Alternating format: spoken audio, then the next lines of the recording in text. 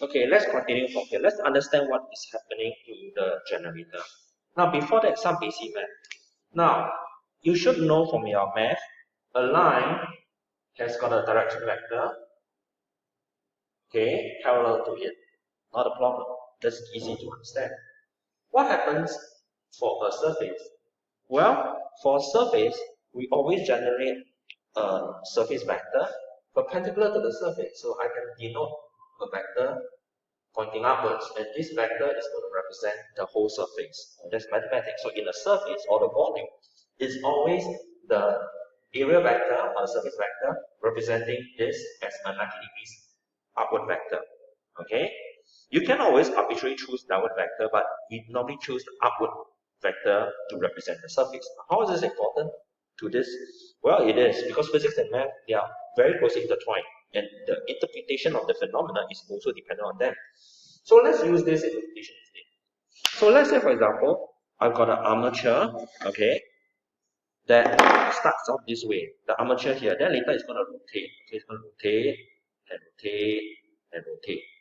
Let's say I'm going to start my position here, where this position, this is going to be flat at time 0. Then later it's going to rotate, okay, clockwise, let's say. So I'm going to set this position here A, this position B, and this is my initial height T1. Now, please take note, the armature may be flat like that, but its area vector is perpendicular. Okay, this area vector, I call it N vector, and it's 90 degrees to this area vector. So this area vector is going to be perpendicular to the surface AB, okay? Sorry about that.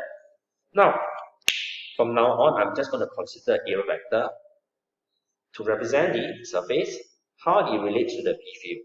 Now, just now remember, we learned one thing. As long as my wire cuts the B field, okay, a current is generated. And here, in this case, the surface is represented by the surface vector. So if the surface vector cuts the B field, current is generated. So let's look at it. So hence, here I got north-south. This vector at time t1, initial time. So in this case, does it cut my B field? Yes, it does. So north-south B field is generated. Now my area vector cuts the B field. So hence, there will be current. So, according to Faraday, before the current can be considered, we consider the EMF or the voltage. So in this case, it cuts a maximum EMF cut. So there will be the maximum point here. I'm going to call this point 1. Okay. Now, just now my armature was here. Then now it rotates. Okay, it rotates clockwise, and hence this point A is here, and it's now at vertical position. Now the area vector is here.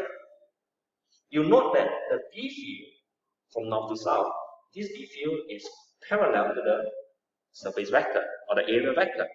This area vector doesn't cut the B field, and if it doesn't cut, the EMF is 0 or the current is 0.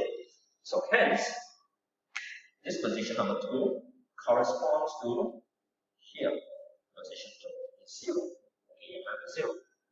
Okay, now let's look at the next step.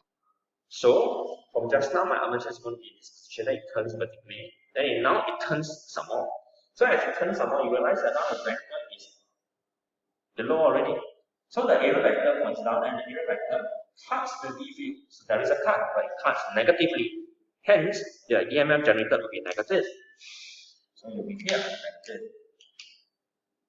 At point 3. So time 3 is cutting at negative. Okay, you'll cut the B field negative, hence the negative EMF is generated. Okay? And okay, so now it rotates some more, and you realize that AB is vertical, but the area vector is parallel to the B field.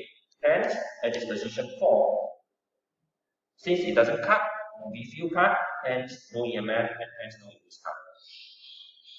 Okay? And hence, after rotating again, the vector finally goes to the vertical position and it cuts the B field, so there is EMF generated, again that's positive generated. So this is position 5. Okay, I've got this. Now, as it rotates, you realize the EMF curve it is really a cosine graph. See that? So I have got two things I can learn. One, as it rotates, it generates a cosine graph. So I can write EMF is really due to this, let's say I call this E naught cosine theta as it rotates. Okay? Now,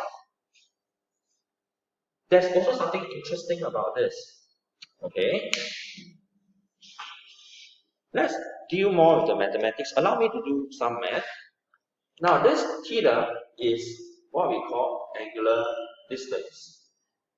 It is the angle part, something close to your kinematics. Now, since distance is v times time, so theta can also be written as omega t, where this distance, angular distance, is written as angular speed times time. This angular speed is really angular frequency, because how many? 1 second, how many cycles? It's the same. So I can rewrite this into E naught cosine omega t. Okay? So you have that. Now, if I have voltages written in this way, I can then find my current. So my current, which is equals to V over R, is equals to this, E naught upon R cosine omega t. Okay, just to let you know, that is how we write mathematics equation in physics. So you can see a lot of things from here. One, if I rotate this very fast, I'm actually increasing my omega, okay, the angular speed. So if this goes increasing, the EMF here also increases. So greater voltage, greater current. See, if this increases, then this guy, this increases, this guy will increase. Okay? So, just to let you know,